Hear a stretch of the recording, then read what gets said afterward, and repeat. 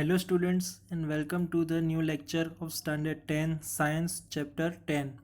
So in this video we will study about the refraction by spherical lenses. Earlier lecture we have studied about refractive index. Okay. So in this lecture we will study about the refraction by spherical lenses. See, we have earlier studied about reflection, and in reflection be using mirrors which have single surfaces, but now we will be using our lenses which have two surfaces. Okay, so these are called lenses. You might have seen watchmakers using a small magnifying glass to see tiny parts. Have you ever touched the surface of a magnifying glass with your hand? आप लोग जब भी आपकी watch repair करवाने जाते होंगे तब आप लोगों ने देखा होगा कि जो वॉच वाला है वॉच मेकर वो अपने आँख में एक ग्लास लगाता है और तब जाके वो आपकी वॉच रिपेयर करता है। तो उसकी सरफेस को आपने टच किया है। Is it a plane surface और कर्व? वो प्लेन सरफेस है कि कर्व सरफेस है? So obviously it will be curved surface. Is it thicker in the middle or at the edges? The glasses used in spectacles and that by a watchmaker are examples of lenses. Okay, उनकी surfaces flat नहीं होंगी, curve होगी और वो होंगे lenses. What is lens? How does it bend light rays? We shall discuss this in this section. So, a transparent material bound by two surfaces of which one or both surfaces are spherical forms a lens. This means that a lens is bound by at least one spherical surfaces. But in this case we will study that all the two surfaces of a lens will be bound, whether outward curve or inward curve. In such lenses, the other surface would be plane. A lens may have two spherical surfaces bulging outwards. Such a lens is called a double convex lens. It is simply called a convex lens. It is thicker at the middle as compared to the edges. Convex lens converges light rays as shown in figure 10.12a. Okay, this is a convex lens. Okay, it is thicker from the middle and thinner from the edges, and it is also converging lens, so all the rays will pass from it and they are meeting at the focal point F on the other side of lens. Because this is not mirror, so our rays will not reflecting, either they will refracting and they will meet at one point. Hence convex lenses are also called converging lenses. Similarly, a double concave lens is bounded by two spherical surfaces curved inwards. It is thicker at the edges than at the middle. Okay, as you can see, this is and this both edges, these lens are thicker, and middle it is thinner. So it is called diverging lens because such lenses diverges light rays as shown in figure 10.12b.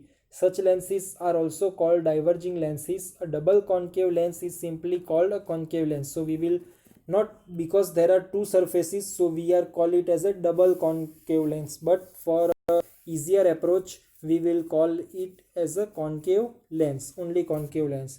So here what happened, the rays are coming 1 2 3, this ray will be diverged, this ray will be diverged, and when we extend this ray then they will meet at focal point F. A lens, either a convex lens or a concave lens, has two spherical surfaces. Each of these surfaces forms a part of a sphere. The center of this sphere are called center of curvature of the lens. The center of curvature of a lens is usually represented by the letter C. Since there are two centers of curvature, we may represent them as C1 and C2. Okay, for example, this is one sphere and this is another sphere. Okay, so take this part, so this is our lens, so this is one center of sphere and this is second center of sphere. So there are basically two center of curvature, one is C1 and second is C2. C1 and second is C2, and then two center of curvature because these lenses are made up from two spheres. The central point of a lens is its optical center. It is usually represented by the letter O. Okay, this is the lens and this is the center point. So this center point is called optical center O. A ray of light throughout the optical center of a lens passes without suffering any deviation. As you can see in this case, the ray of light which will pass from its optical center O will pass straight without any deviation. In this case also it will be passed as a straight line without any deviation. Deviation means without any refraction or without changing its path. The effective diameter of the circular outline of a spherical lens is called the aperture. Okay, same case, this will be called aperture from here to here and from here to here. That diameter is called aperture, same as mirror. We shall confine our discussion in this chapter to such lenses whose aperture is much less than its radius of curvature and the two centers of the curvatures are equidistant from the optical center O. Okay, so there may be different diameters, there may be different, this lens is bigger, sphere is bigger, this sphere is small, but in this chapter we will study about the same spheres which are same and its radius of curvature this is very small compared to its diameter. So the sphere are very large like this. Okay, and we will take this lens because the spheres are very large. Okay, that's why remember that radius of curvature is greater than its diameter. Okay, so for effective diameter of circular outline of a spherical lens is called its aperture. We shall confine our discussion in this chapter to such lenses whose aperture मतलब उस length diameter from top to bottom is much less than its radius of curvature and the two centers of the curvature are equidistant from the optical center O. And another thing, this is O, so this C1 and this C2 both are equidistant, same distance from point O.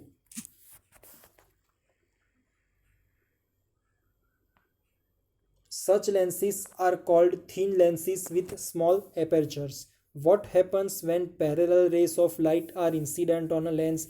Let us do an activity to understand. Do not look at sun directly or throughout a lens while you doing this activity, or otherwise you may damage your eyes if you do so. Hold a convex lens in your hand, direct it towards the sun, focus the light from the sun on a sheet of paper, obtain a sharp bright image of the sun, hold the paper and the lens in the same position for a while, keep observing the paper, what happened, why, recall your experience in activity 10.2. So as we can see, this is the converging lens, so all the rays will converge at one point, and if we place one paper here, then at that point these all rays will be meet and the paper will start burning from here. The paper begins to burn, producing smoke. It may even catch fire after a while. Why does this happen? The light from the sun constitutes parallel rays of light. These rays were converging by the lens at the sharp bright spot formed on the paper. In fact, the bright spot you got on the paper is a real image of the sun. The concentration of the sunlight at a point generated heat. This caused the paper to burn. Okay, same like this figure. For example, if you place your paper here, then at this point this paper will be start burning.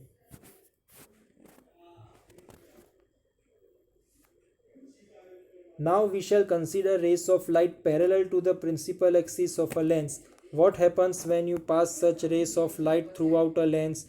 This is illustrated for a convex lens in figure 10.12a and for a convex lens in figure 10.12b.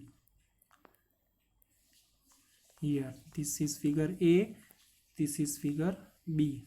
This upper part is for convex lens and B is the figure for concave lens. Observe figure 10.12 A carefully. Several rays of light parallel to the principal axis are falling on a convex lens. These rays are refraction from the lens, are converging to a point on the principal axis. This point of the principal axis is called the principal focus of the lens. And same way in 10.12b, several rays of light parallel to the principal axis are falling on a concave lenses. These rays, after refraction from the lens, are appearing to diverge from the point of the principal axis. This point on the principal axis is called the principal focus of the concave lens. Okay, so both these cases, these are diverging, and when these rays are meet, it is called focal point. This is converging, and where they are meeting, this is called focal point. See, there are two focal point. One is here and second is here. And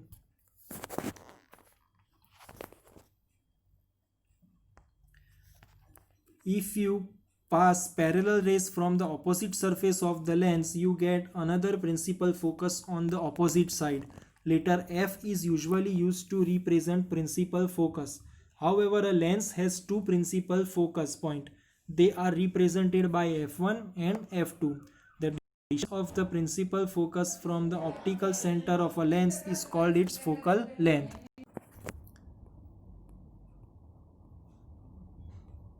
Here, the distance between these F and O is called its focal length. Same way in the mirror, the distance between F1 and O or F2 and O, that will be called our focal length.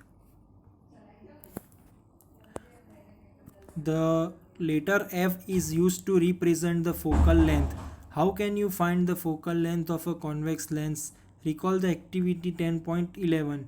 In this activity, the distance between the position of the lens and the position of the image of the sun gives the approximate focal length of the lens. So in that activity, that point on which our paper start burning, that image will be point size image. So that point from our O point is called our focal length, and that point is our focus point. Now 10.3.4 image formation by lenses. So now there will be some ray diagrams which we are draw in mirror. Same ray diagrams we have to draw for lenses also.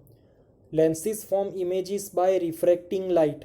How do lenses form images? What is their nature? Let us study this for a convex lens first. Okay, so first we will study about convex lens. This activity explains us that how can we mark our focus point F, center of curvature C1, C2, and our optical center O. Remember, in mirror we got P, okay, pole point. Here we have optical center O. The nature, position and relative size of the image formed by convex lens for various positions of the object is summarized in table 10.4. okay, so as I give important to table of images formation in mirrors, same way this table is also most IMP for images formed by lenses. Okay, so remember this point in mind, and I will explain one by one figure.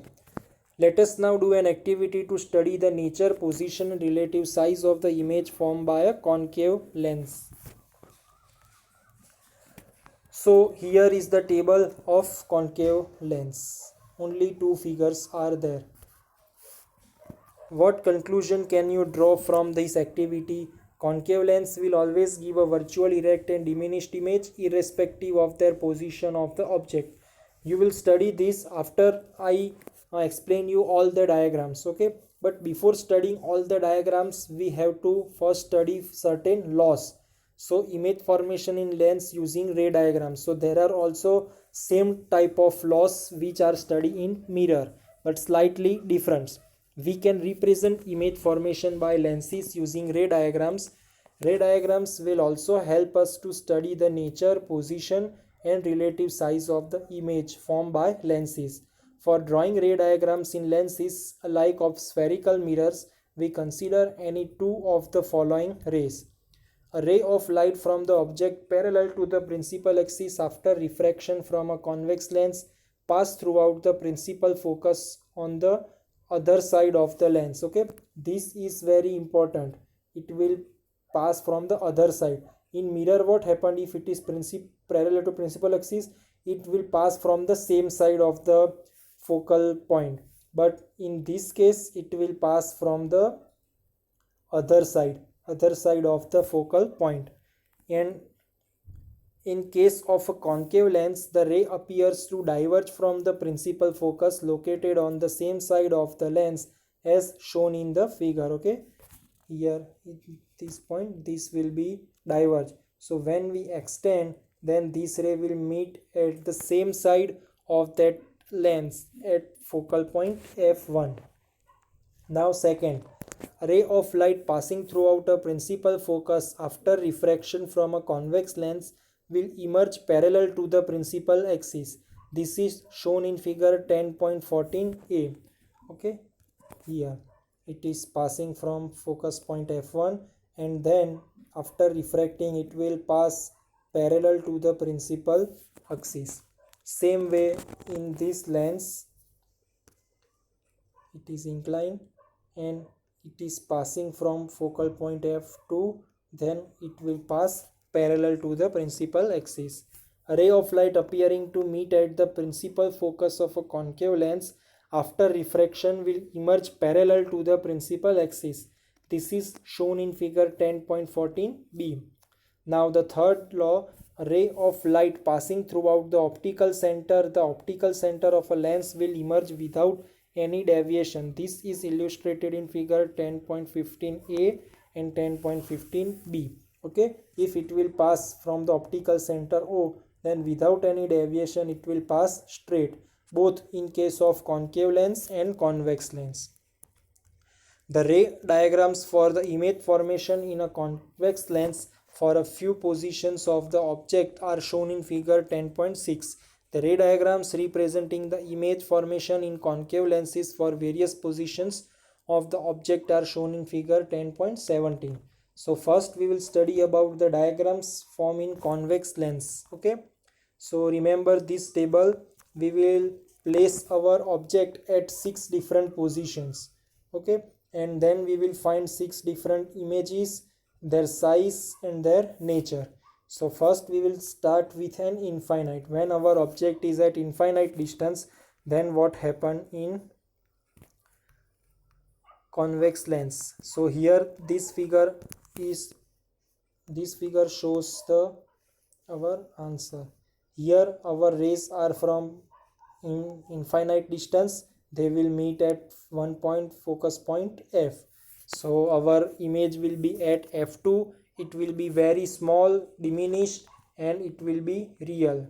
So position of the image is f2, size is very diminished, point size, and the nature of the image is real and inverted. Okay, now second is beyond 2f, slightly away from 2f.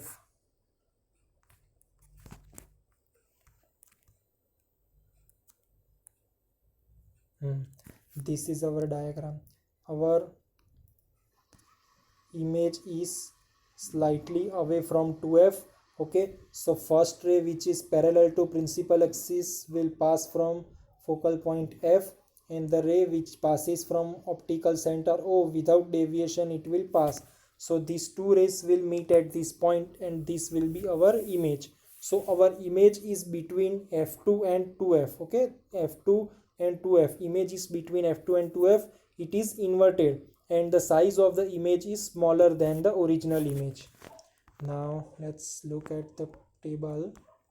Yes, position of the image is between f2 and 2f1. Okay, f1 are left side of the lenses and f2 are right side of the lenses. And what is 2f? 2f is the twice of our focal length. So for example if our focal length is 10, then 2f will be 20.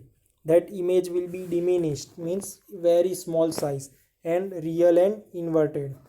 Okay, now in third case we will place our object at 2f1. Left side write f1, 2f1, and right side write f2 and 2f2. It is nothing but center of curvature, because radius is half is from the center of curvature. So same way, for example this is 5, then this is also 5, and total distance is 10. Okay, so our object is now at 2f. So first ray parallel to principal axis passing from focal point f, and second ray passing from optical center O. They will meet at this point. So they will meet at 2f2. Here our object is 2f1, our image will be getting at 2f2. It will be same size, it will be inverted. Okay, now let's see our table. Yes, we will get our image at 2f1. It will be same size, it will be real and inverted. So see, our image size is continuously increasing. Now it's same size, now we will get enlarged images. Okay, now again we will put our image slightly right side between f1 and 2f1.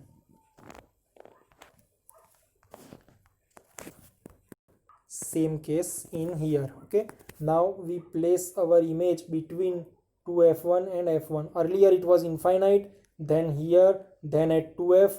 Now it is at between f1 and f1. Next we will place it at f1, and last case we will place it at between f1 and optical center O. So in this case, this is our image. First parallel to principal axis, pass from focal point f, and second ray will be passed from optical center O. These both rays will meet here beyond 2f. Okay, this is beyond 2f. Our image is slightly moving to the right side, as our object is also moving to the right side, and image becomes larger. So our image position will be beyond 2f2, it will be enlarged, and it will be real and inverted. Okay, now in next case we will place our image at focus point f1.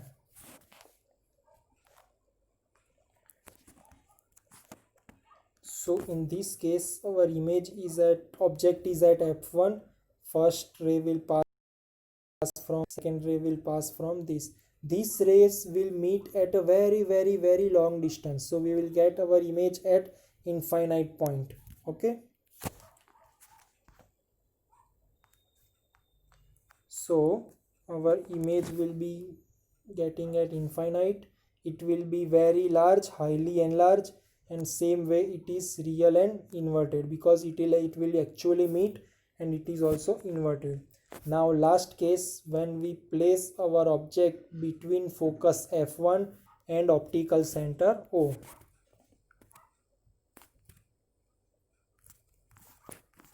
Yes, now this case. Okay, so in this case we place our image between f1 and optical center O. So first ray is parallel to principal axis, pass from focal point f2. Second ray is from O. These both rays are diverging rays. Okay, one ray will go here, one ray will go here. So we will expand this ray, and we will form the image when this dotted line will meet at a point. So first ray is extended backward, second ray is extended backward, and it will meet at this point. Okay, so it is beyond 2f1, and these rays are not meeting actually. Okay, so that image is called virtual image. So on the same side of the lens as the object, okay जिस side हमारा object है left side, उसी side हमें image मिलेगी, बहुत enlarge मिलेगी. ठीक है, यहाँ पोजीशन लिखना ज़रूरी नहीं है, आपको सिर्फ सेम साइड लिखना है of the lens of the object. Enlarge मिलेगी, एंड जो रेस हमने एक्सटेंड किए हैं उसकी वजह से मिल रही है. That's why virtual and straight मिल रही है. जैसी हमारी इमेज थी वैसी ही हमें ऑब्जेक्ट थे वैसा ही हमें इमेज मिल रहा है. So both are erect images. Okay. So these are the 6 diagram, 1 2 3 4 5 6 for convex lenses. Now there are 2 diagrams for concave lenses. Okay, like this. So first we will place our object at infinite distance. So same way, this is our concave lens. So infinite rays will come, they will diverge, and they will meet at this one point f1. So at infinity, the position of the image is at focus f1. It will be highly diminished and point size, and it is virtual and erect. Virtual means we are extending these rays, that's why we are getting this image. Okay, so that's why they are virtual. Then in the second case, between infinity and optical center O of the lens, okay, at any place we put. So here our object is between infinity and optical center O. So first principal axis it will diverge and second will pass from O. So these both rays are also diverging rays.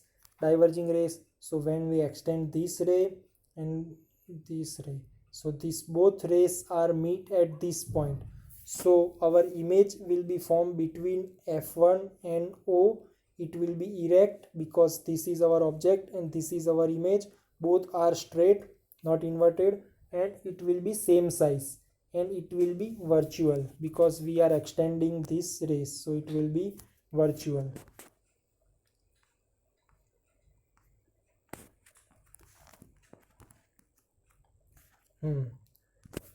Between infinity and optical lens O, so it will get we will get our image between f1 and optical center O. It will be diminished, means smaller, and virtual and erect.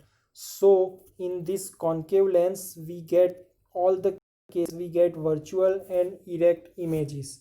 Okay, that's why this sentence, a concave lens will always give a virtual, erect and diminished image. Yes, both cases we get diminished image also, irrespective of the position of the object. आप कहीं पे भी object रखोगे आपको virtual, erect and diminish image ही मिलेगी always in the concave lens. Okay, so these are the ray diagrams for our lenses.